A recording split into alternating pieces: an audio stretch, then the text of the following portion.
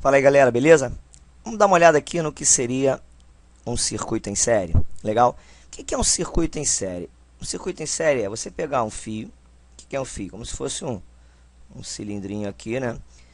De comprimento L com L1 com uma resistência R1. E vamos pegar aqui um outro fio, outro cilindrinho, né? Esse cara com um comprimento L2 e uma resistência R2.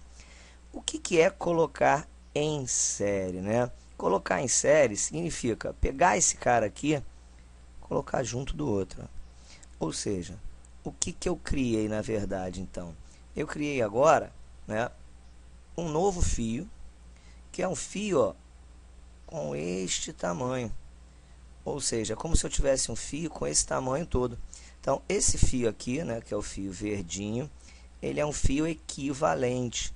Ou seja, eu tenho um comprimento que é equivalente. Esse comprimento L é equivalente a quem? Ele é equivalente à soma dos comprimentos individuais.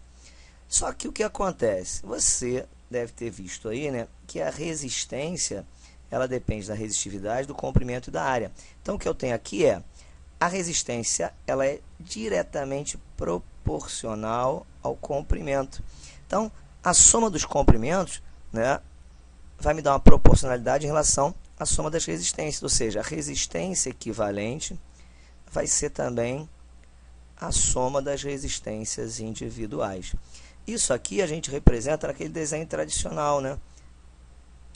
E aí o que acontece? Se esse cara tem um resistor R1, esse cara tem um resistor R2, eu vou ter uma resistência equivalente R, que vai ser a soma desses caras. E o legal aqui é você entender o seguinte, né? A corrente elétrica que passa aqui, ó, é a mesma corrente que passa aqui, é a mesma que passa aqui. Ou seja, no circuito em série, o I é o mesmo I para todo mundo.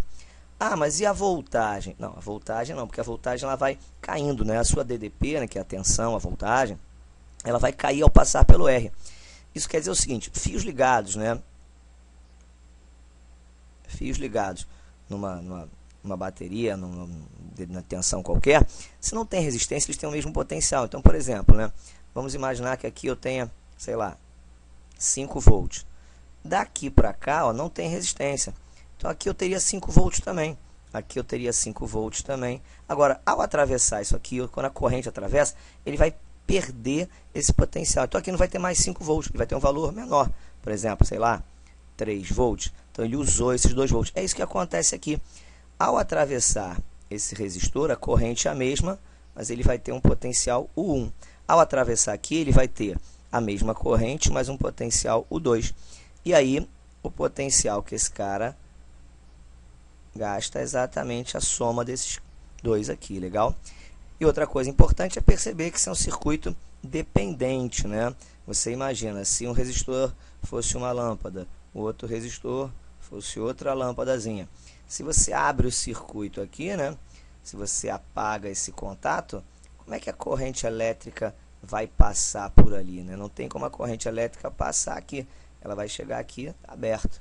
Então, isso é um circuito dependente, né? Se você falhar em algum momento, falha tudo. Legal? Isso aí, galera.